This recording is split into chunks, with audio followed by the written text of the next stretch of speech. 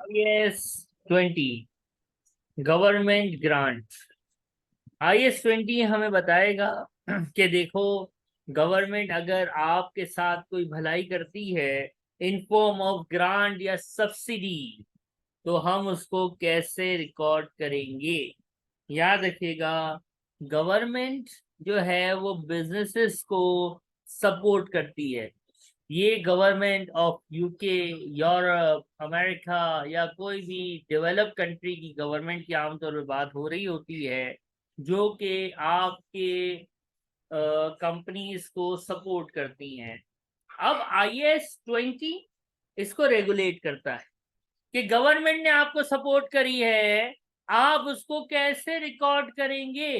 How you are going to treat the government grant into their books of account. इसका जवाब है कि भाई गवर्नमेंट किस तरह से हमारी मदद करती है, गवर्नमेंट किस तरह से हमारी हेल्प करती है। तो इसका जवाब बड़ा आसान है। गवर्नमेंट दो तरह से हमारी मदद करती है। एक को कहते हैं कैपिटल ग्रांट, दूसरी को कहते हैं रेवेन्यू ग्रांट। गवर्नमेंट हमारी हेल्प, गवर्नमेंट हमारे को सब्सिडी या हमारी सपोर्ट जो है वो दो तरह से करती है। या तो गवर्नमेंट हमें कहती है बेटा तुम फैक्ट्री लगा रहे हो, तो चलो तुम्हारी मशीनरी में इतना पैसा हम दे देते हैं।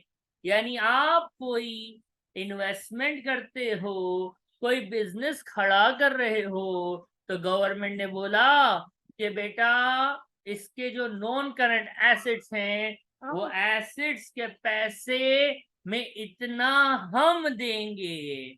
इसको बोलते हैं कैपिटल ग्रांट। कैपिटल ग्रांट क्या होती है? जो गवर्नमेंट हमें एसेट खरीदने में हेल्प करती है। दूसरा होता है रेवेन्यू ग्रांट। रेवेन्यू ग्रांट को समझना है तो यूं समझ लो कि गवर्नमेंट आपके खर्चों में आपकी सपोर्ट करती है, जिसकी एग्जांपल ये होती है कि कोविड आया था। कोविड आया था, कंपनीज ने लोगों को जॉब से फारिग करा था। तो यूरोप कह लो, अज्यूम करो यूके की गवर्नमेंट ने कहा देखो ये लोगों को तुम जॉब से ना निकालो। तो कंपनीज ने कहा भाई हम क्यों ना निकालें, हम तो निकालेंगे, हमारी कॉस्ट कवर नहीं हो रही है।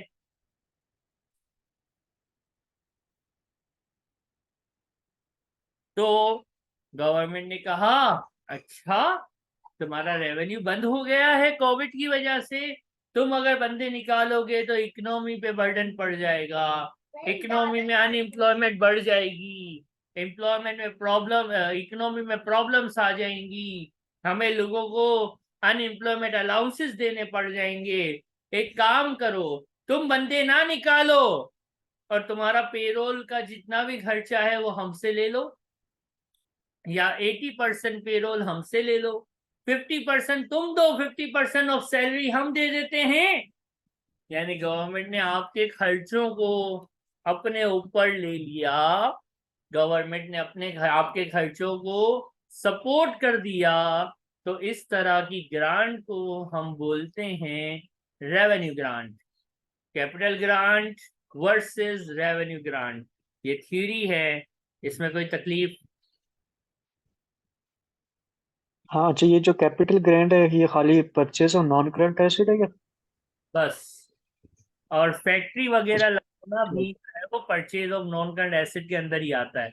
क्या आपने कहा कि गवर्नमेंट में जो है वो इस छोटे से गांव में, इस छोटे से गांव में जतला, जतला जातला या जतला कश्मीर में एक छोटा सा गांव है, तो वो जातला में मैं फैक्ट्री खोलता हूँ, गवर्नमेंट कितना सपोर्ट करेगी? गवर्नमेंट ने कहा हाँ यार, एक अनडेवलप्ड एरिया है, गांव है, उधर फैक्ट्री खुलेगी, इंडस्ट्रियलाइजेशन होगी, वाह वाह वाह, लोग ग्रो करेंगे, इकोनॉमी बेटर होगी, तो ए मेरे मुल्क के बंदे जो फैक्ट्री खोलने वाला है, तेरी फैक्ट्री में इतना परसेंट हम कंट्रीब्यूट कर देंगे। तो फैक्ट्री में एसिड ही तो लगेंगे, फैक्ट्री बजाते खुद एक एसिड ही तो है, प्रोडक्शन सेंटर ही तो है। तो फैक्ट्री के एसेट्स में अगर गवर्नमेंट सपोर्ट करती है तो ये भी कैपिटल कंट्रीब्यूशन ही या कैपिटल ग्रांट ही कहलाएगा। बात समझ आई? ठीक है। अब हम इसको रिकॉर्ड कैसे करेंगे? How we are going to treat the grants. तो कोई सी भी ग्रांट हो मेरे भाई, उसको रिकॉर्ड करने के दो मेथड्स हैं। एक मेथड है आप उसको एसेट की कॉस्ट से माइनस कर लो। कैपिटल ग्रांट है ना, तो कैपिटल ग्रांट है तो उसको क्या कर लो, एसेट की कॉस्ट में से माइनस कर लो। या फिर आप उसको जो है वो अलग से इनकम दिखा दो। कैपिटल ग्रांट रिकॉर्ड करने के दो तरीके हैं। पहला तरीका ये है कि आप अपनी कैपिटल ग्रांट एसेट खरीदने के लिए मिली है ना, तो एसेट की जो कॉस्ट है ना उसमें से इसको माइनस कर दो। यानी एसेट को ग्रांट की अमाउंट कम करके रिकॉर्ड करो, ताकि आपका खर्चा कैपिटल एक्सपेंस कम आए। कैपिटल एक्सपेंस कम आएगा तो आपका डेप्रिसिएशन भी ऑटोमेटिकली कम आएगा। या फिर आप ऐसा नहीं करना चाहते तो अलाउड मेथड ये है, दूसरा तरीका है वो अलाउ है कि वो आप इसको क्या करो, आप इसको एसिडी कॉस्ट में माइनस ना करो, इसको अलग से एक इनकम के तौर पे लेके आओ। और वो कैसे आते हैं लेके, वो अभी हम देखेंगे। सबसे पहला तरीका जो है हम उसको पहले समझते हैं कि हम एसिड की कॉस्ट में इसको माइनस करें। क्या करें? पहले कॉस्ट में माइनस करेंगे इसको। एसिड की कॉस्ट में माइनस कर दें। ये अलाउड है। आपके पास दो तरीके हैं, या तो आप एसिड की कॉस्ट में माइनस, या फिर आप जो है वो इसको एज अ इनकम रिकॉर्ड कर लो। ठीक है। जब भी गवर्नमेंट से ओके। ग्रांट मिलेगी, जब भी गवर्नमेंट से सपोर्ट फंड मिलेगा, ठीक है इरफान जरा ध्यान से सुनिएगा जो मैंने अभी बात बताई है। गवर्नमेंट से अगर ग्रांट मिलेगी, गवर्नमेंट से अगर सपोर्ट मिलेगी, तो हमारे पास एक तरीका ये है कि जिस एसेट के लिए आपको गवर्नमेंट ने सपोर्ट किया है, गवर्नमेंट ने आपकी हेल्प करी है, सब्सिडाइज किया है, आप उस ग्रांट को, उस हेल्प को उस एसेट की कॉस्ट में से माइनस कर ले।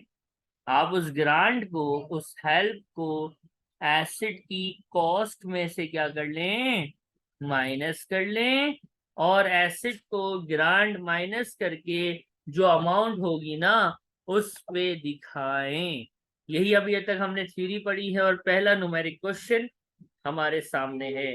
IS-20 यही बताता है कि गवर्नमेंट ने अगर आपको ग्रांट दी है तो इसका पहला तरीका यह है कि आप उस ग्रांट को एसेट की कॉस्ट में माइनस कर लें। अब आपके सामने एक क्वेश्चन है, यहां तक बात समझ आती है दोनों को? जी ठीक है। जी अब्दुल। जी सर। अब हमारे पास गवर्नमेंट ग्रांट इस क्वेश्चन में कितनी है, 15,000। एसेट हमने कितने का खरीदा है, 1 लाख का। यानी हुआ ये कि हमने एक अनडेवलप्ड एरिया में फैक्ट्री खोली होगी, तो हमारा खर्चा एसेट वगैरह पे लाख रुपए हुआ होगा। गवर्नमेंट ने कहा होगा कि क्योंकि आप जो है वो हमारे मुल्क के अनडेवलप्ड एरिया को डेवलप करने जा रहे हैं, तो हम आपको 15,000, 15,000 की ग्रांट देते हैं।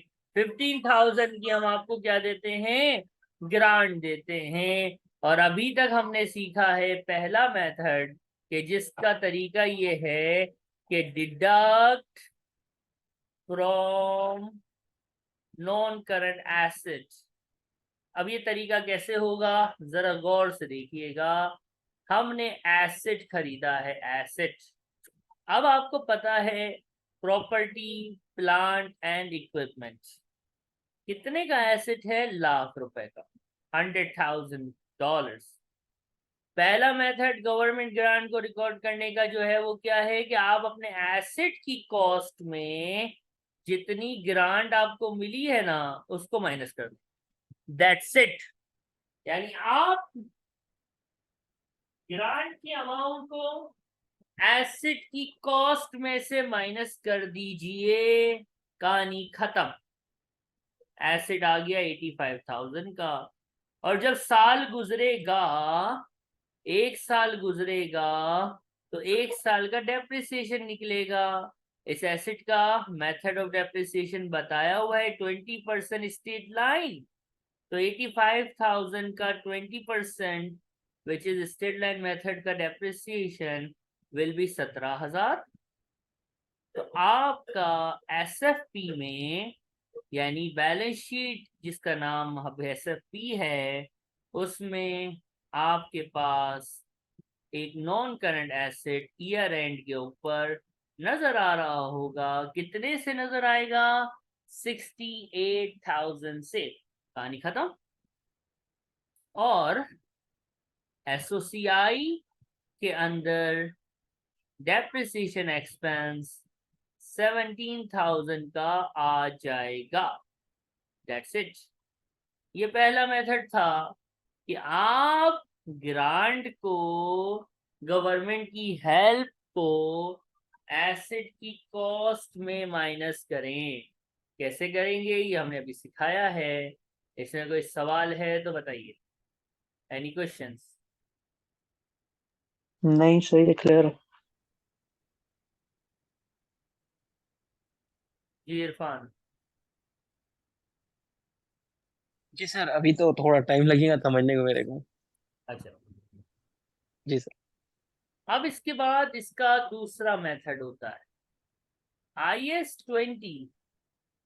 एक दूसरा मेथड भी अलाउ करता है। वो कहता है देखो, आपको गवर्नमेंट ने ग्रांट दी है, और पेपर में आम तौर पे दूसरा मेथड ही आता है जो अभी हम सीख रहे हैं। गवर्नमेंट ने आपको ग्रांट दी, गवर्नमेंट ने आपको क्या दी? आपकी मदद की, गवर्नमेंट ने आपको सपोर्ट करा। वो कहते हैं दूसरा मेथड, जिसका नाम बड़ा टेक्निकल है, मेथड नंबर 2, ग्रांट रिकॉर्ड करने का दूसरा तरीका। वो कहते हैं treat grant as deferred income.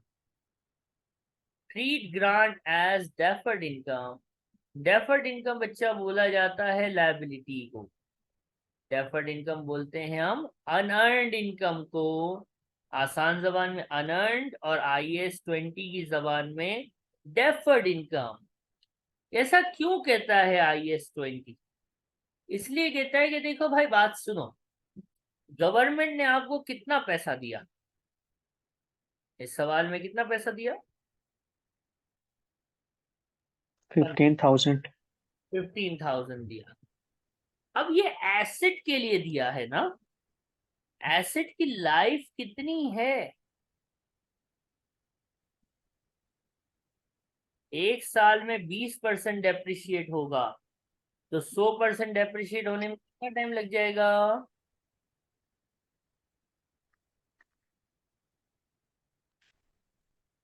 अगर एक एसेट 1 साल में 20% डेप्रिशिएट होता है, तो फुल्ली डेप्रिशिएट यानी 100% डेप्रिशिएट होने में इसको कितना टाइम लगेगा? तो 20, 5 years। 60, 80। 5 year। यानी अगर हम कहें कि इस एसेट की 5 years लाइफ है, तो क्या मैं सही कह रहा हूँ? जी बिल्कुल। 20% 1 साल में डेप्रिशिएट होता है, तो 2 साल में होगा 40, 3 साल में होगा 60, देन 80 एंड देन 100। यानी 5 years में ये एसेट खत्म हो जाएगा। ये ग्रांट आपको एसेट के लिए मिली है ना, जो कि कितनी लाइफ रखता है भाई? 5 साल। 5 साल। तो अब मुझे एक बात बताओ, अगर ये एसेट 5 साल चलेगा, तो ग्रांट को एक साथ इकट्ठा तो हम इनकम में रिकॉर्ड नहीं कर सकते। हमें इसको ओवर द 5 साल इनकम में लेके जाना होगा। यानी इसका तरीका ये कहते हैं कि देखो, एसएफपी आएगा, एसएफपी में आपका प्रॉपर्टी प्लांट एंड इक्विपमेंट होता है, ठीक है। आप एसेट को उसकी रियल कॉस्ट पे ही रखें जो कि 1 लाख है, और डेप्रिसिएशन है तो 1 साल का डेप्रिसिएशन 20% है, तो 20% आप उसको डेप्रिशिएट करें। एसेट कितने पे शो हो जाएगा? नेट बुक वैल्यू या कैरिंग अमाउंट पे। 1 लाख का था, 20,000 डेप्रिशिएट हुआ, 80,000 आप अपने एसेट को दिखाएं। यहां से आप ग्रांट को माइनस ना करें। ये मेथड है डेफर्ड इनकम वाला। और आप एक काम करें, आप अपने शेयर होल्डर्स को ये बताएं कि देखो भाई, गवर्नमेंट ने मुझे 15,000 पाउंड की ग्रांट दी है, जो कि किसके लिए दी है? एक नॉन करंट एसेट के लिए दी है, जिसकी लाइफ जो है वो कितने साल है? 5 साल है। तो अब जब मैं ईयर एंड पे आके खड़ा हूं तो कितने साल गुजरे होंगे? पहला ईयर एंड आया है तो कितने साल गुजर गए भाई? 1 साल। 1 साल, 1 ईयर। तो भाई इस 15,000 जो कि 5 साल के लिए आपको मिला हुआ है ना, इसमें से एसओसीआई में एज अ इनकम आप ले लो 1 साल की अमाउंट, यानी डिवाइडेड बाय 5 करोगे तो 1 साल की अमाउंट आएगी ना? कितनी आएगी? 3,000। कहते हैं कि भाई 3,000 को आप जो है वो इनकम में ले जाओ, और बाकी कितना बचा? 12,000। ये आप दिखाओ कि ये हमारी लायबिलिटी है। लायबिलिटी मतलब देखो, गवर्नमेंट ने मुझे एसेट के लिए दिया है। एसेट अभी मैंने 5 साल नहीं चलाया है। एसेट अभी मैंने कितने साल चलाया है? 1 साल। 1 साल चलाया है। तो 15,000 जो कि 5 साल के लिए मिला हुआ है, उसमें से कितना 1 साल का जो है वो इनकम में चला जाए, और बाकी जो रह गया है वो लायबिलिटी में खड़ा रहे। जैसे ही दूसरा साल आएगा, मजीद 3,000 इसमें से इनकम में चला जाएगा और बाकी लायबिलिटी में रह जाएगा। जैसे ही तीसरा साल गुजर जाएगा, फिर 3,000 इनकम में चला जाएगा और बाकी लायबिलिटी में रह जाएगा। जैसे ही चौथा साल गुजर जाएगा, 3,000 फिर इनकम में चला जाएगा और बाकी लायबिलिटी में खड़ा रह जाएगा। और जैसे ही 5वां साल होगा, जो बाकी बचा हुआ है 3,000, वो आपका इनकम में चला जाएगा और लायबिलिटी खल्ली वल्ली हो जाएगी, जीरो हो जाएगी, खत्म हो जाएगी, क्योंकि 5 साल बाद कुछ भी बचेगा नहीं। ये मेथड है कि जिसमें आप एसेट की कॉस्ट में से ग्रांट को माइनस नहीं करते, आप गवर्नमेंट ग्रांट को क्या करते हैं? एज अ लायबिलिटी लेते हैं, और हर साल, मैं हमेशा कहता हूं, हर साल थोड़ा थोड़ा, हर साल थोड़ा थोड़ा इनकम में ले जाते हैं और बाकी लायबिलिटी में खड़ा रहने देते हैं। बात समझ आ रही है? जी ठीक है। अब अगर मैं इस सवाल की बात करूं, तो इस सवाल में एसएफपी है। एसएफपी में लायबिलिटीज होती हैं। लायबिलिटीज में आ जाएगा 12,000। और जब इनकम स्टेटमेंट की बात करेंगे, तो एक तो डेप्रिसिएशन एक्सपेंस है जो आपने यहाँ निकाला हुआ है। डेप्रिसिएशन इज एन एक्सपेंस, इसलिए माइनस के साथ दिखाया।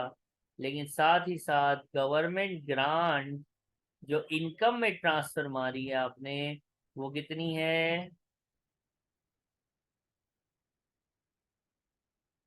3,000। तो गवर्नमेंट ग्रांट जो जी। इनकम, वो इनकम में आ गई, और बाकी जो लायबिलिटी है वो लायबिलिटी में खड़ी हो गई। अगर एग्जामिनर कहता है कि treat government grant as a deferred income, तो हम गवर्नमेंट ग्रांट को अलग कर देंगे। कितना मिला है? अच्छा, इतना मिला है। कितने साल के लिए मिला है भाई? एसेट के लिए मिला था, यानी 5 साल के लिए मिला है। 5 साल के लिए मिला है, तो हर साल आपने थोड़ा थोड़ा करके इनकम में लेना है और बाकी को कहाँ खड़ा कर देना है, लायबिलिटी में खड़ा कर देना है। यहां तक कोई क्वेश्चन है तो बताइए। अब मेरे बच्चों, एक बात जो मैं बचपन से पढ़ाता हूं, आप लोगों ने भी बचपन में पढ़ी होगी। बचपन मतलब चाइल्डहुड, वो टाइम जब आप अपने ACCA को ज्वाइन किए थे। FA2, FA1, F3 पढ़े थे, तो उसके अंदर आपने एक बात पढ़ी थी कि लायबिलिटीज दो तरह की होती हैं। एक होती है करंट लायबिलिटी और दूसरी होती है non current. Non current liability. था सर सवाल कि सर ये आपने लायबिलिटी लिखा है, ये कौन सी लायबिलिटी है सर? ये करंट है, ये नॉन करंट है, ये है कौन सी सर? ये तो बताओ। तो अब हम इसको सीखेंगे कि करंट और नॉन करंट का डिफरेंस इस लायबिलिटी के पोर्शन में कैसे करना है, क्योंकि पेपर में आपको लायबिलिटीज में नहीं दिखाना होता, नॉन करंट लायबिलिटी में अलग दिखाना होता है और करंट लायबिलिटी में गवर्नमेंट ग्रांट को अलग दिखाना होता है और इसके मार्क्स अलग अलग होते। ठीक है, तो अब जरा बात समझ। यार मुझे एक बात बताओ, करंट लायबिलिटी की डेफिनेशन क्या है? किसको बोलते हैं current liability? Less than 1 year. वो लायबिलिटी जो 1 साल में उतारनी हो उसको बोलते हैं करंट लायबिलिटी। और non current liability, more than 1 year. मैंने अभी एक वर्ड बोला था, मेरे अल्फाज पे ध्यान देना। मैंने कहा था हर साल थोड़ा थोड़ा इनकम में जाएगा, ऐसा बोला था। जी बिल्कुल। पहला साल जब खत्म हुआ तो 15,000 में से 3,000 इनकम में गया, राइट और रॉन्ग? जी बिल्कुल। जब ये ईयर 1 था ना, जब मेरा बच्चा ईयर 2 आएगा तो इस 12,000 में से फिर इनकम में कितना चला जाएगा? 3,000। तो फिर लायबिलिटी में कितना बच जाएगा? 9,000। मेरे दोस्त एक बात सुनो, 9,000 लायबिलिटी में 1 साल के बाद भी बच जाएगा। इसका मतलब ये नॉन करंट लायबिलिटी है। 1 साल के बाद भी 9,000 की लायबिलिटी बाकी होगी, 12 की अभी है। 1 साल के अंदर इसमें से मजीद 3,000 निकल के इनकम स्टेटमेंट में जाएगा, तो 9,000 की लायबिलिटी फिर भी खड़ी रहेगी। तो जो लायबिलिटी 1 साल बाद भी खड़ी रहे वो नॉन करंट होती है कि नहीं होती? बिल्कुल होती है। और करंट कैसे निकालेंगे सर? ये देखो, ये 12 है, ये 9 रह जाएगा। 12 है, 9 रह जाएगी, तो 3,000 किधर चली जाएगी? 3,000 की लायबिलिटी किधर चली जाएगी सर? इनकम में चली जाएगी। 12 है, 9 रह जाएगी, थोड़ी सी, थोड़ी थोड़ी यानी थोड़ी सी 3,000 जो है वो इनकम में चली जाएगी। तो जो इनकम में चली जाएगी तो वो लायबिलिटी नहीं रहेगी, यानी 1 साल के अंदर वो खत्म हो जाएगी। यानी जो 12,000 है इन टोटल, उसमें से 9,000 की लायबिलिटी बाकी रहेगी 1 साल के बाद, और 3,000 की लायबिलिटी 1 साल के बाद खत्म हो जाएगी। तो जो लायबिलिटी 1 साल के अंदर खत्म होने वाली है वो करंट लायबिलिटी हुई कि नहीं हुई? बिल्कुल हुई। और जो जिसके बाद भी बाकी रहेगी वो कौन सी लायबिलिटी हुई? Non current. ये क्वेश्चन अब आपका कंप्लीट होता है। अब इसका दोबारा स्क्रीनशॉट लीजिएगा कि इसमें अब हमने सीखा कि लायबिलिटी को फर्दर करंट और नॉन करंट में कैसे डिस्टिंग्विश करते हैं। इनकम जब आप एक मरतबा कैलकुलेट कर लेते हो वो हर साल उतनी ही फिक्स होती है और उतनी ही जारी होती है।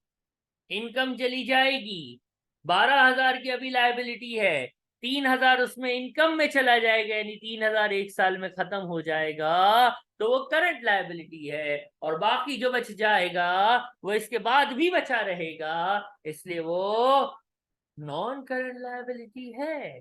कोई तकलीफ है? नहीं, कोई नहीं है। कौन, एनी क्वेश्चंस? जी नहीं, नहीं है सर क्वेश्चन। बेहतरीन होगा, माशाल्लाह। अब हम आगे बढ़ेंगे।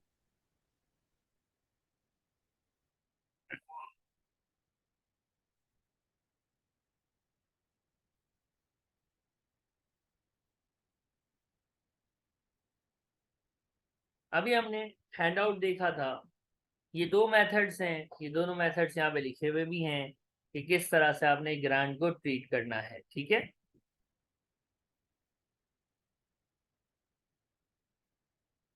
अब हमारे पास एक और क्वेश्चन आएगा, इस क्वेश्चन को हम वन नोट पे लेते हैं ताकि हम इसको भी सॉल्व कर सकें, ठीक है। एक नजर आप लोग इस क्वेश्चन को पहले रीड करेंगे, शाबाश। Just read the question please.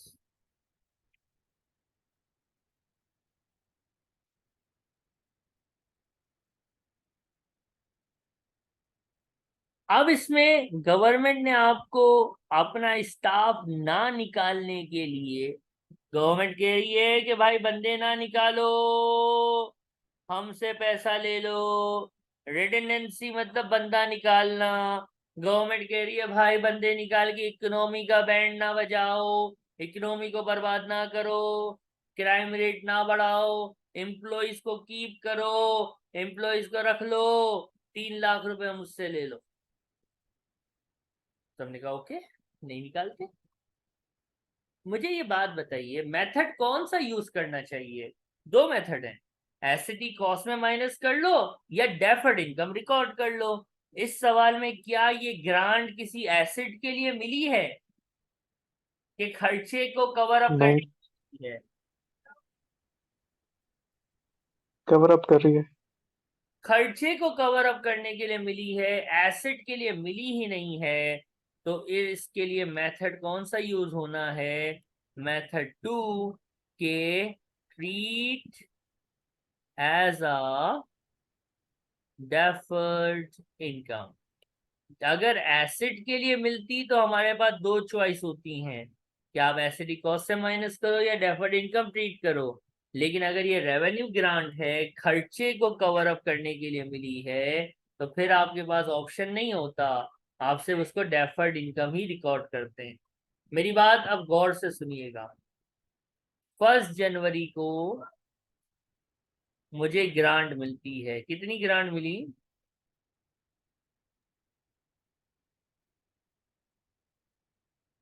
3 lakh. कितने साल तक मुझे बंदे नहीं निकालने? 3 साल के लिए।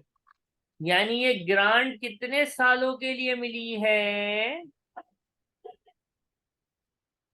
यानी जो शर्त है, जो कंडीशन है, वो है 3 साल तक बंदे नहीं निकालना।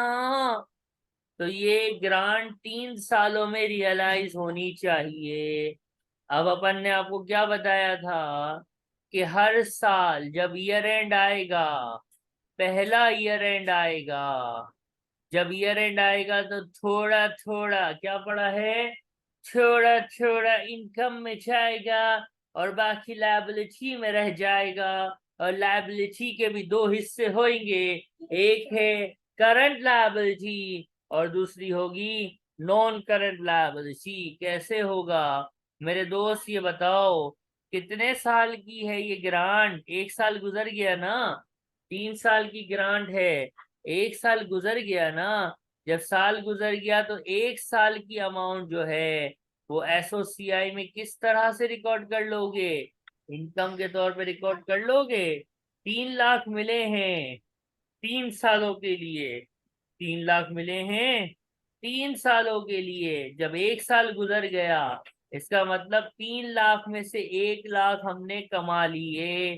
क्योंकि एक साल हमने किसी भी बंदे को निकाले बगैर गुजार लिया है। यहाँ तक कोई तकलीफ है? नहीं, सही है। तो अब जब पहला ईयर एंड हुआ है तो हमारे पास लायबिलिटी में कितना बाकी है, यानी मजीद हमें कितना मजीद अर्न करना बाकी है। तो लाख कमा लिया है तो कितना रह गया? 2 लाख। 2 लाख। अब ये 2 लाख है ना भाई,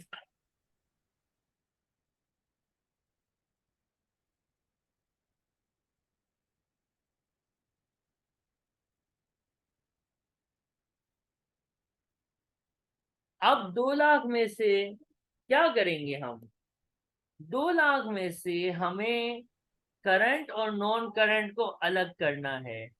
मुझे एक बात बताओ, हर साल 1 लाख इनकम में चला जाएगा, हर साल 1 लाख इनकम में चला जाएगा।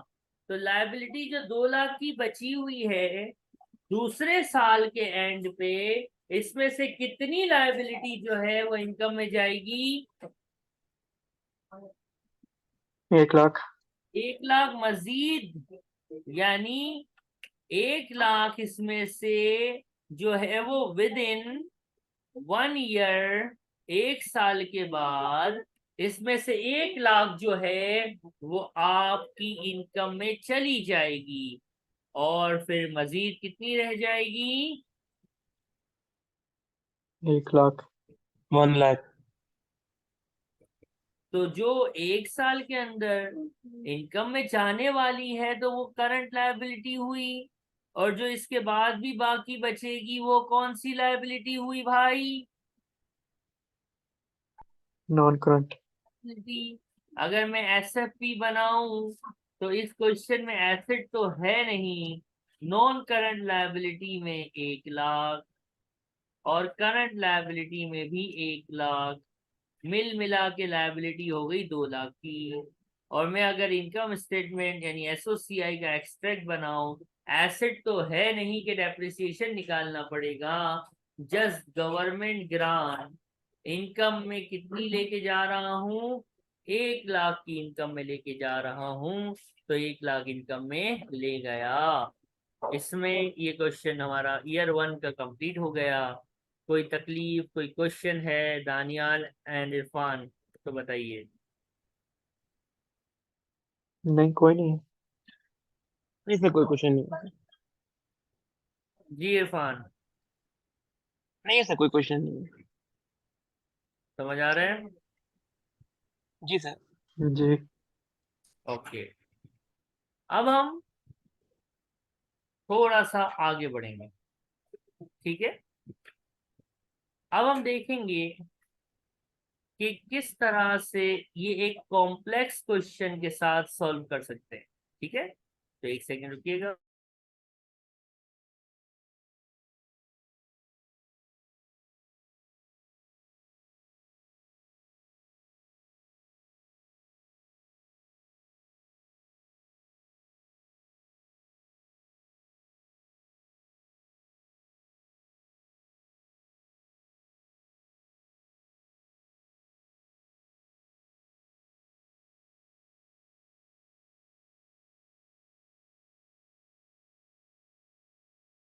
ये क्वेश्चन है, इसको आपने रीड करना है, शाबाश। हम मिलके पढ़ते हैं।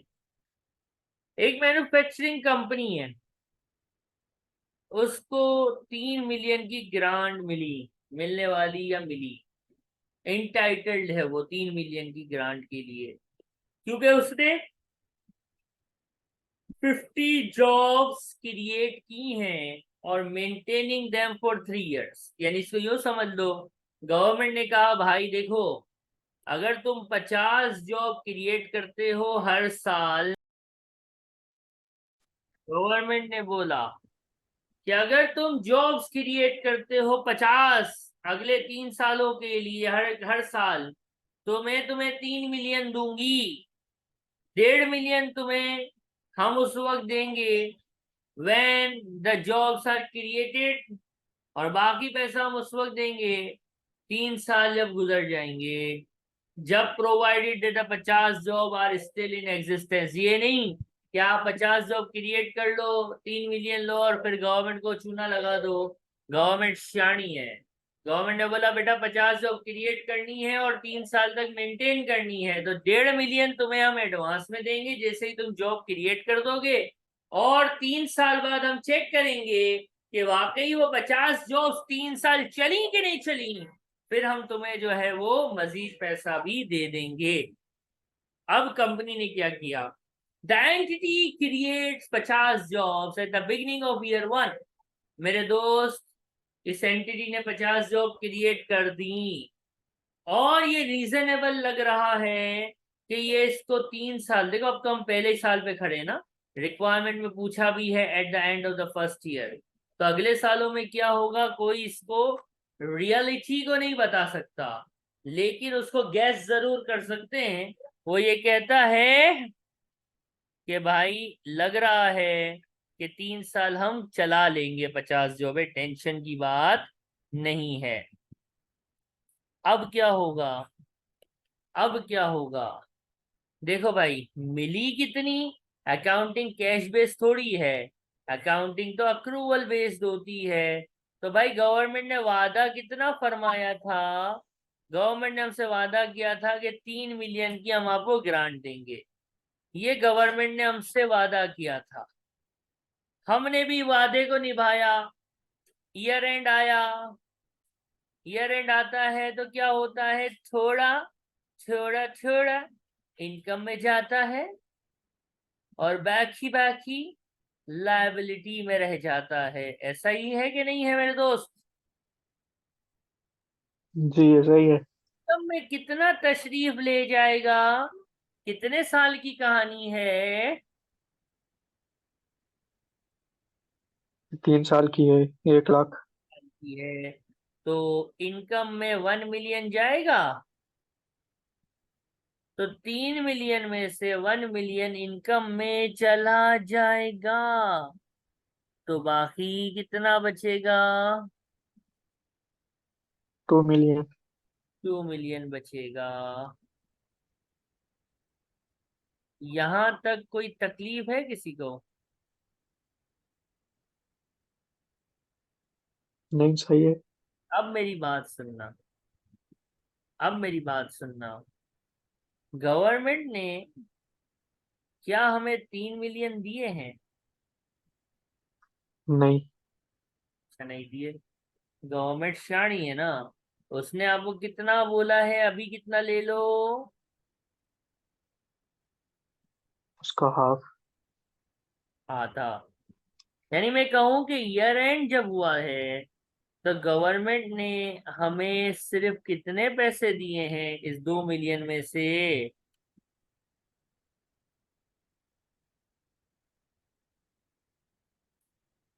यानी मैं यूं बोलूं 1.5 मिलियन दिया।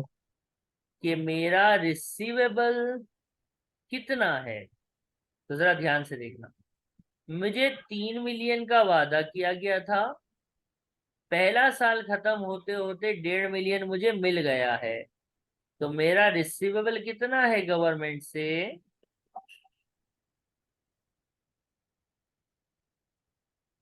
1.5 मिलियन में ठीक है। गवर्नमेंट मांगता हूं कि नहीं मांगता? बिल्कुल सही है। अब मेरी बात गौर से सुनना, डेफर्ड लायबिलिटी जो कि मैंने फ्यूचर में कमानी है वो कितनी है, 2 मिलियन की।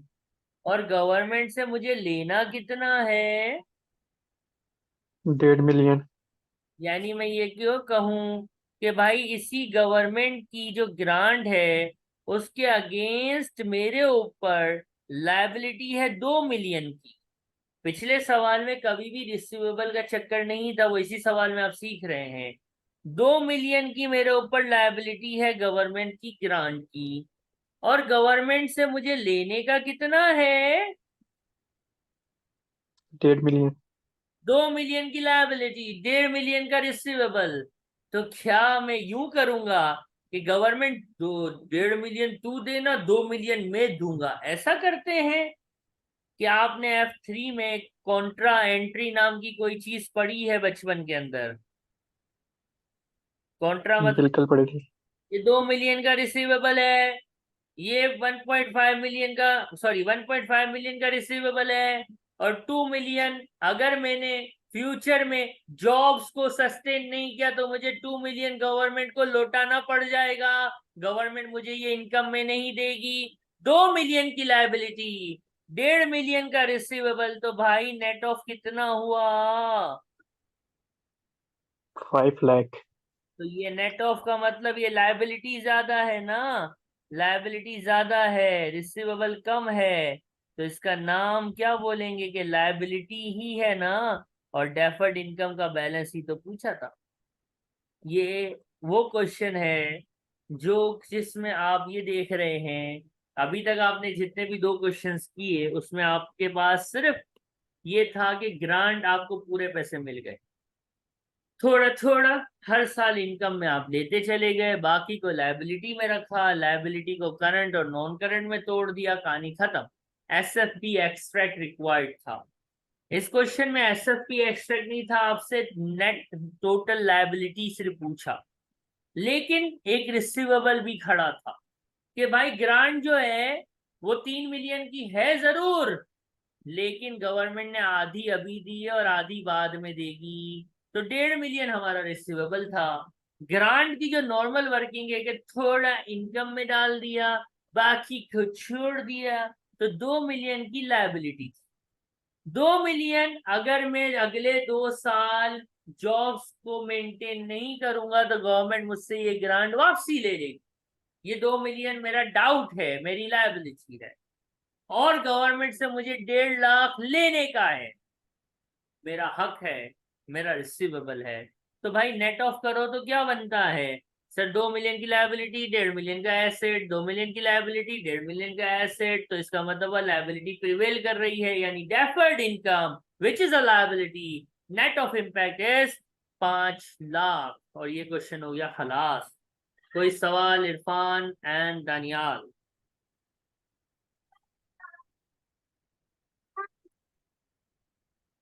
सवाल में गवर्नमेंट ने मुझे ग्रांट दी है, कैप्लाइन किट का क्वेश्चन नंबर 4 है ये। कितनी ग्रांट मिली मुझे? 1 मिलियन। बेहतरीन हो गया, 1 मिलियन। उफ, क्यों ग्रांट मिली? क्योंकि मैंने एक एसेट खरीद। Purchase of. अब मेरी बात गौर से जी। सुन। 1 जनवरी 2003 को मुझे मेरी गवर्नमेंट, प्यारी गवर्नमेंट ने 1 मिलियन की ग्रांट दी, और ये कहा कि भाई ये जो एसेट तुमने खरीदा है ना, ये जो एसेट तुमने खरीदा है ना, कितने सालों में नहीं बेचना? 4 साल और में ये नहीं बेचना है। अगर तुम ये एसेट 4 सालों में नहीं बेचोगे तो हम तुम्हें क्या देंगे? शाबाशी देंगे। शाबाशी ये होगी कि ये पूरा पैसा तुम्हारा हो जाएगा। राइट और रॉन्ग? जी, ये सही है। अब मेरी बात सुनिए, मैंने आपको किस तरह से बताया है। एसेट की लाइफ 5 साल है, ग्रांट की कंडीशन 4 साल है। हमें पता है कि ये ग्रांट मिली जो है वो है 1 जनवरी 2003 को, राइट? मैंने आपको क्या बताया है कि जब जी। करंट आएगा तो क्या होगा? थोड़ा थोड़ा इनकम में जाएगा और बाकी बाकी लायबिलिटी में रह जाएगा, राइट? और लायबिलिटी को क्या बोलते हैं? डेफर्ड इनकम बोल। Deferred income. एक बात मुझे दोनों बताइए कि मैंने जिस तरह से अभी पढ़ाया, मैंने आपको एसेट की लाइफ पे काम करने की बात की थी कि ग्रांट पीरियड पे बात की थी? एसेट की लाइफ पे। मैंने क्वेश्चन जब सॉल्व किया था पहला वाला जिसमें लाइफ गिवन थी, 20% डेप्रिसिएशन था, तो मैंने 5 साल लाइफ कहा था, और मैंने एसेट की लाइफ पे ही काम किया था। तो भाई एक बात अपने पास नोट करना कि ये हमेशा लाइफ ऑफ एसेट की बेस पे ही हम काम करते हैं, ग्रांट के पीरियड पे काम नहीं करते। अब मैंने एक बात बोली, थोड़ा थोड़ा इरफान क्या करना है दानियाल, थोड़ा थोड़ा इनकम में ले जाना है। इनकम स्टेटमेंट साल के ईयर एंड पे बनेगा। ईयर एंड कब है? 30 जून 2003। ये ग्रांट कितनी थी? 1 मिलियन थी। एसेट की लाइफ कितनी है? 5 साल है। क्या ये जो इसका आंसर आ रहा है 1 मिलियन डिवाइड बाय 5 कितना आ रही है? 2 ये लाख आ 2 लाख। क्या ये 2 लाख में इनकम में ले जाऊं कि आपका दिमाग कुछ और कहता है? नहीं, ये फुल ईयर नहीं है। तो हमारा दिमाग ये कहता है कि सर देखें, थोड़ा इनकम में ले जाना है, लेकिन आपने लाइफ पे डिवाइड किया तो 1 साल का आंसर आ गया। ग्रांट मिली है 1 जनवरी को और ईयर एंड है 30 जून। इसका मतलब सर ये साल पूरा गुजरा नहीं है। साल नहीं गुजरा है। कितने महीने गुजरे बच्चा? 6 मंथ। तो सर 6 महीने गुजरे हैं। तो 6 महीने की ग्रांट जो है वो रियलाइज हो रही है। 6 महीने की ग्रांट जो है वो इनकम में जा सकती है, क्योंकि साल पूरा गुजरा नहीं है, सिर्फ 6 महीने गुजरे हैं। तो इसका आंसर कितना आता है बेटा? 1 लाख।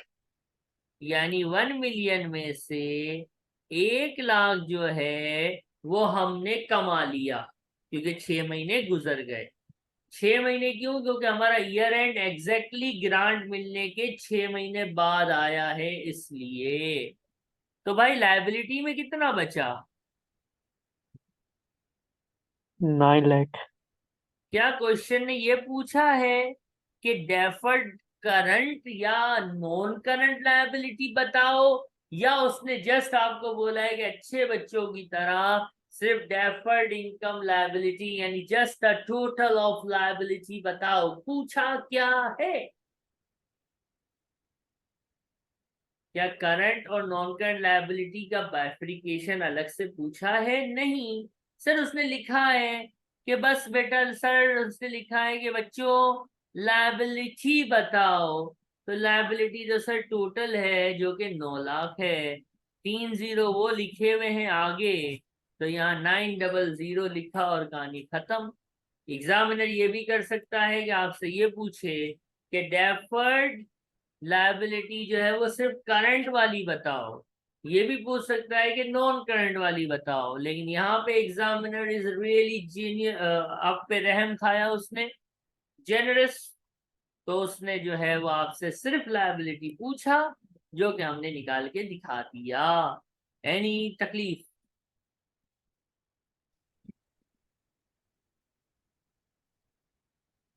कोई सवाल?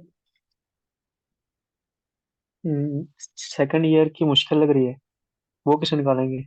अभी पहला फर्स्ट ईयर में कोई तकलीफ? नहीं, ये क्लियर। इरफान? क्लियर है सर ये। ओके, इसको स्क्रीनशॉट ले लो। अभी अगला क्वेश्चन आएगा मिस्टर दानियाल, जिसमें सेकंड ईयर थर्ड ईयर की भी रिक्वायरमेंट्स होंगी, तो टेंशन नहीं लेने का। सही।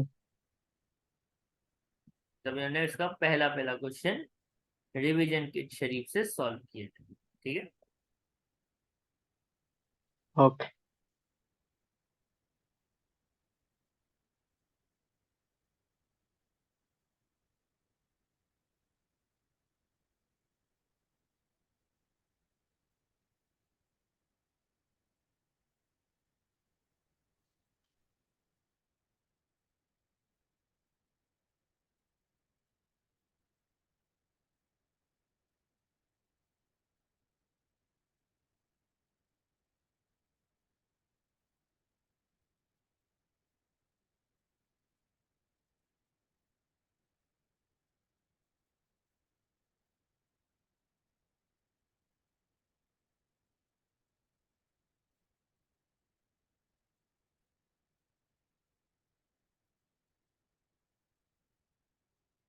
ये एमसीक्यू का क्वेश्चन आपने अभी सॉल्व किया है। नेक्स्ट क्वेश्चन आपके पास है जो कि एमटीक्यू है। शॉलर शॉलर 5 क्वेश्चन है इसके। हम अभी IAS 20 पे खड़े हैं, तो हम IAS 20 से रेलेवेंट जो इसका क्वेश्चन 2 है उसको देखेंगे।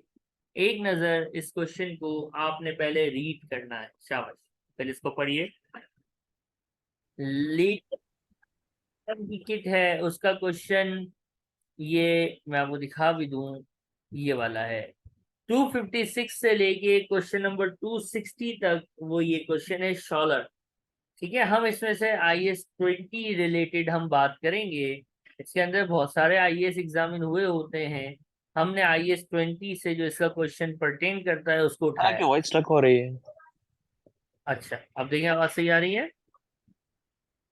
अब देखिए इस क्वेश्चन में ये जो दीनार शीनार है ना, एक्सचेंज रेट वेट, ये जब आप थोड़ा आगे और पढ़ेंगे तो आप IAS 21 पढ़ेंगे। जी जी, जब अभी IAS क्लियर है। 21 पढ़ लोगे तब ये दीनार शीनार वाला ये उससे रिलेवेंट बात है, तो मैंने उसको हटा दिया, क्योंकि मैंने आपको कहा कि हम सिर्फ IAS 20 यानी गवर्नमेंट ग्रांट वाला क्वेश्चन इसमें सॉल्व कर रहे हैं।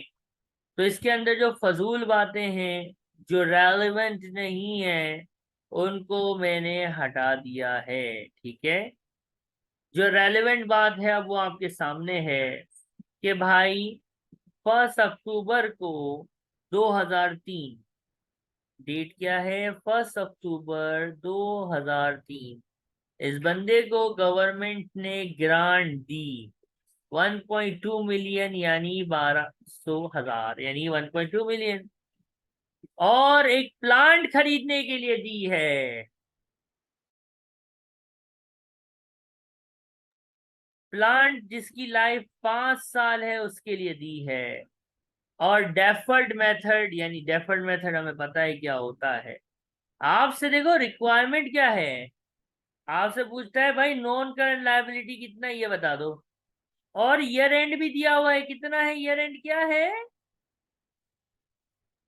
आपको 31 मार्च। क्या है कि ईयर एंड पे थोड़ा थोड़ा इनकम में जाता है और बाकी बाकी लायबिलिटी में रह जाता है।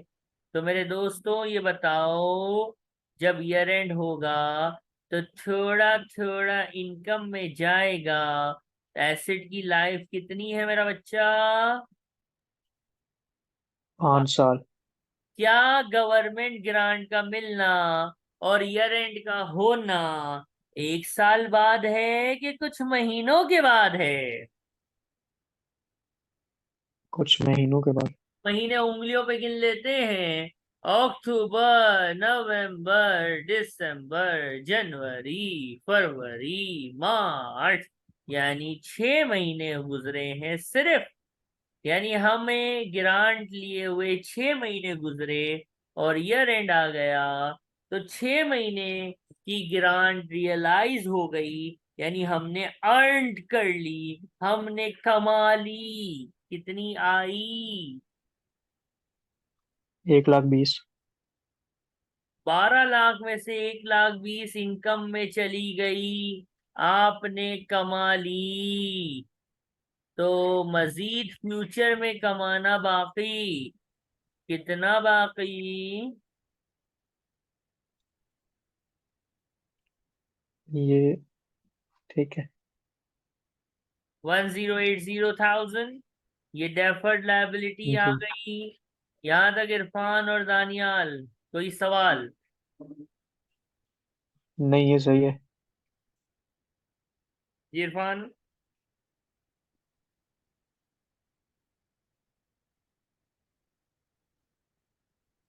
Clear sir. अब मुझे एक बात बताओ, पिछला क्वेश्चन जो हमने फरमाया सॉल्व किया, उसके अंदर हमसे सिर्फ लायबिलिटी पूछा था। यहाँ पे होशियारी कर रहा है। क्या होशियारी? हमें बोल रहा है भाई मुझे लायबिलिटी नहीं बताओ, मुझे नॉन करंट लायबिलिटी बताओ। एक बात बताओ, अगला साल जब गुजर जाएगा, मिस्टर दानियल आप ऐसा ही कुछ पूछ रहे थे कि दूसरे साल का कैसे होगा, अगला साल जब जी गुजरेगा, ईयर एंड आएगा अगला, यानी 31 मार्च 2005, तो इस 10,80,000 में से कितना इनकम में चला जाएगा? 2,40,000। 1,20 नहीं, 2,40 क्यों? सर पहले साल तो 1,20 गया था, दूसरे साल 2,40 क्यों? तो इसका जवाब क्या है कि सर यहाँ पे 6 महीने गुजरे थे, यहाँ पे पूरा साल गुजर रहा है। मार्च 2004 के बाद मार्च 2005 एक साल बाद आता है। तो ये जो आंसर था ना, एक साल वाला, एक साल वाला, सर यानी जब एक साल और गुजरेगा तो 2,40,000 इनकम में चला जाएगा। यानी 10,80,000 में से 2,40,000 with in a year time, एक साल के अंदर अंदर इनकम में जाने वाला है। इसका मतलब वो नॉन करंट नहीं, करंट लायबिलिटी है। 10,80,000 में से 2,40 जो कि एक साल के अंदर अंदर इनकम में चला जाएगा, जो कि हमारी करंट लायबिलिटी है अभी। तो नॉन करंट लायबिलिटी कितनी हुई?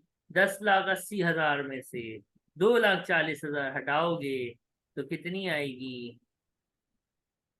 84। 8,40,000। ए फॉर एप्पल इसका आंसर है। ये है आपके पास एक एमटीक्यू एग्जाम्पल, जिसके अंदर जो पहला पॉइंट है, जो ऊपर वाला मैंने काटा है वो IAS 16 का है, और नीचे वाले दो जो पॉइंट्स हैं वो दीनार और दिरहम IAS 21 के पॉइंट्स हैं। हम सिर्फ IAS 20 आज पढ़ रहे हैं, तो हमने IAS 20 से रेलेवेंट पैराग्राफ को पकड़ा और उसको सॉल्व कर दिया। ऑप्शन ए आ गया। कोई सवाल है तो बताइए। FR कोर्स का लास्ट टॉपिक है IAS 20 से रिलेटेड। वो ये है कि देखो, आपने गवर्नमेंट ग्रांट हासिल की, आपको गवर्नमेंट ग्रांट मिली, गवर्नमेंट ने, अच्छी गवर्नमेंट, प्यारी गवर्नमेंट ने आपको ग्रांट दी, आपने ग्रांट ले ली। गवर्नमेंट ने कहा था कि भाई ये शर्त है, ये शर्त पूरी करोगे तो 3 साल में ये सारा पैसा तुम्हारा, 3 साल में ये सारा पैसा तुम्हारा।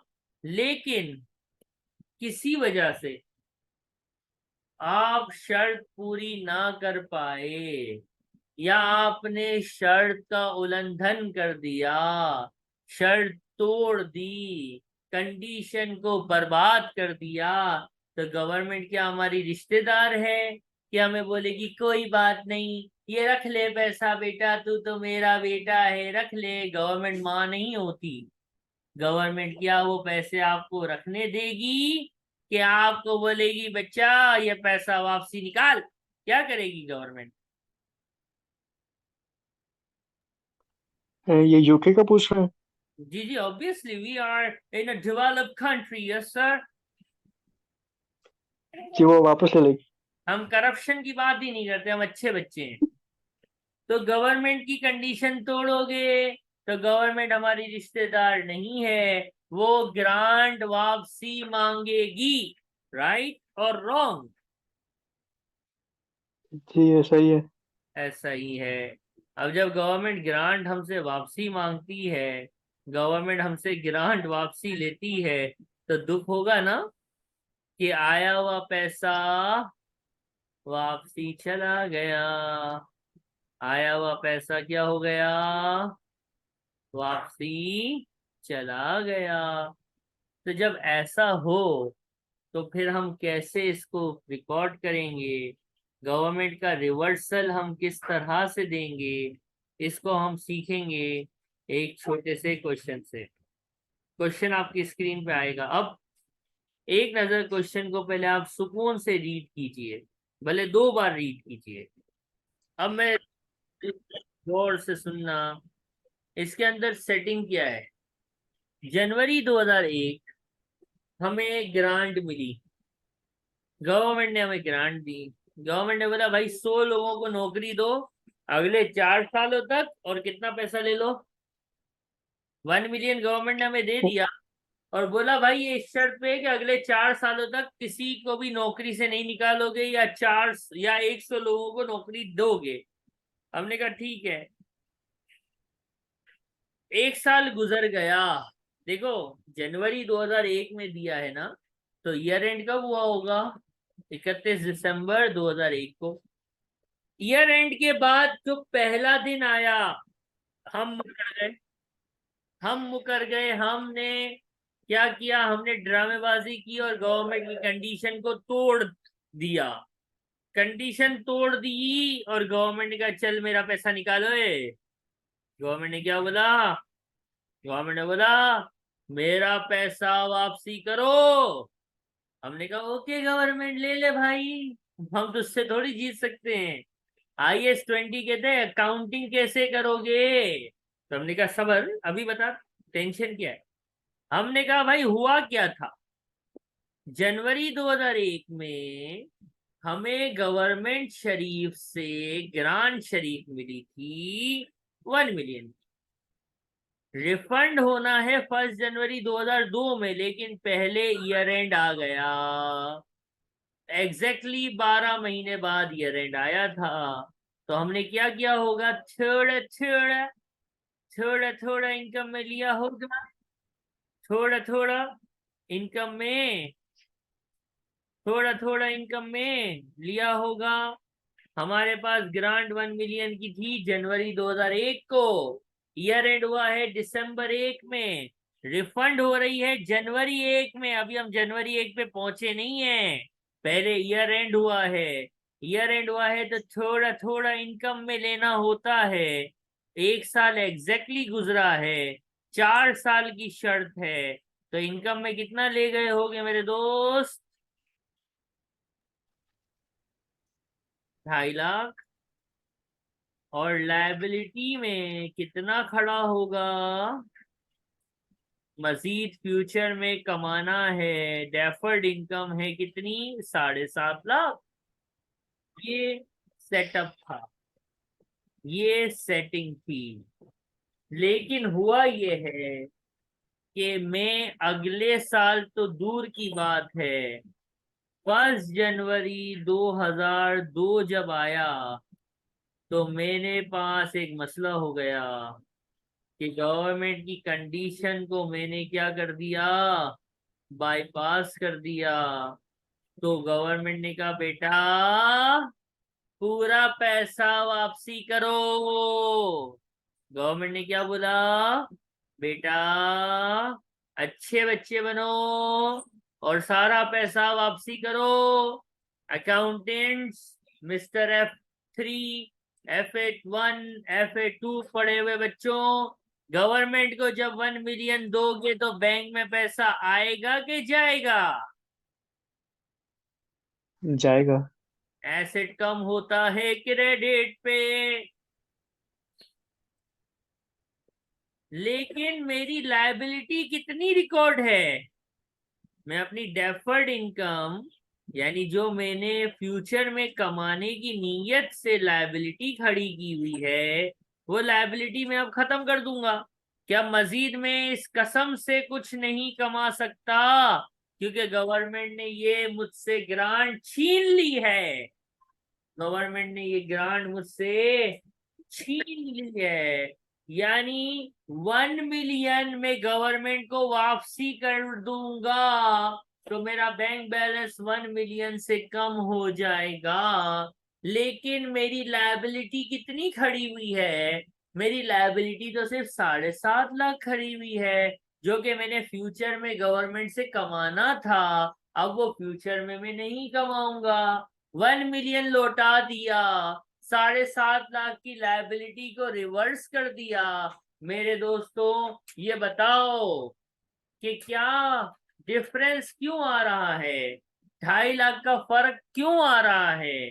तो मैं अगर इसका जवाब आपको दूं तो ये फर्क इसलिए आ रहा है कि पहले साल आपने जो है वो इसमें से 2.5 लाख इनकम रिकॉर्ड कर दी है। क्या इसी वजह से ये 2.5 लाख का फर्क है कि नहीं है? जी इसी वजह से। मुझे एक बात बताओ, आपने कहा कि भाई 1 मिलियन मैंने गवर्नमेंट को वापसी किया, इसके अगेंस्ट लाइबिलिटी सिर्फ 7.5 लाख की बाकी थी, क्योंकि 2.5 लाख में पिछले साल में ईयर एंडेड 31 दिसंबर 2001 में मैं 2.5 लाख इनकम में रिकॉर्ड कर गया था। अब मुझे बताओ, लौटाना तो पूरा है ना। 2.5 लाख जो पिछले साल इनकम कर दी, अब वो रिवर्स तो अब पिछले साल में तो नहीं कर सकते, क्योंकि पिछला साल तो क्लोज हो गया है। तो भाई इस साल मुझे पता है क्या करना पड़ेगा, पिछले साल इनकम रिकॉर्ड करी थी ना, तो IAS 20 कहता है इस साल जो है ना वो लॉस रिकॉर्ड कर लो, लॉस रिकॉर्ड कर लो, खर्चा रिकॉर्ड कर लो। पिछले साल इनकम की थी, वो इनकम रिवर्स तो नहीं हो सकती, क्योंकि ईयर क्लोज हो चुका है, ईयर एंड हो चुका है, तो पिछले साल को खोल तो नहीं सकते। तो इस साल लॉस रिकॉर्ड कर दो, यानी पिछले साल से आपने इनकम बढ़ा ली थी पिछले साल में, तो इस साल अपना लॉस बढ़ा दो। इसको कहते हैं प्रोस्पेक्टस, प्रोस्पेक्टिव अकाउंटिंग, कि पिछले साल को नहीं छेड़ना, रेट्रोस्पेक्टिवली छेड़ाछाड़ी नहीं करनी है, फ्यूचर में छेड़ाछाड़ी करनी है। आपकी लायबिलिटी दिख रही है 7.5 लाख, लेकिन गवर्नमेंट ने आपसे छीन लिया है पूरा 1 मिलियन, तो 1 मिलियन तो गया। लायबिलिटी जो आपने रखी थी कि मैं इतना मजीद गवर्नमेंट से कमाऊंगा, वो लायबिलिटी खलास हो गई, खत्म हो गई। तो लेकिन जो डिफरेंस है, जो फर्क है, वो फर्क को आप एक्सपेंस आउट कर देंगे। क्यों? क्योंकि हमारे पास कोई रास्ता नहीं है, पिछला साल क्लोज हो चुका है, पिछला साल क्लोज हो चुका है, इसलिए पिछले साल में एंट्री हो नहीं सकती। तो पिछले साल की इनकम को इस साल का एक्सपेंस, इस साल का लॉस जो है वो रेटिफाई करेगा, सेट करेगा, और IAS 20 इसके साथ जो है वो खत्म होता है। इस सवाल का आंसर जो है वो ऑप्शन बी है, reduce liability by 7.5 lakh and record the loss of 2.5 lakh. कोई तकलीफ रिवर्सल ऑफ गवर्नमेंट ग्रांट के अंदर?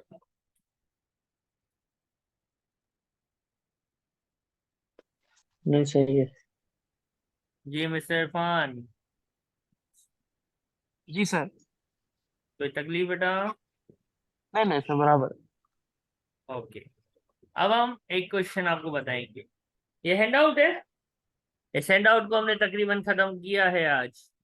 ठीक है, ये वाला क्वेश्चन भी हैंडआउट में था, किट के सारे क्वेश्चंस तकरीबन हैंडआउट में हैं, तो किट से भी करो हैंडआउट से करो, एक ही बात होगी। अब एक क्वेश्चन है इसके अंदर, यही शेवलर के अंदर, इसने आपसे पूछा क्या है कि बताइए कि ग्रांट जब रीपे होती है, रिवर्स होती है, तो क्या करते हैं। मैं आपको बता दूं, ये जस्ट थ्योरी का क्वेश्चन है, इसका क्वेश्चन में गिवन डेटा से कोई ताल्लुक नहीं है। क्यों? क्योंकि इसकी कोई कैलकुलेशन नहीं है। जस्ट पूछता है कि बताओ कि जब ग्रांट रीपे होती है तो क्या करते हैं, बताओगे? अभी सीखा है। A and B. हम डेफर्ड इनकम यानी लायबिलिटी को खलास करते हैं, यू आर राइट, और जो डिफरेंस होता है उसको इनकम स्टेटमेंट में एज अ खर्चा, एज अ लॉस रिकॉर्ड करते हैं। A and B is the correct answer, और इसके साथ आपका IAS 20 जो है वो पूरा होता है।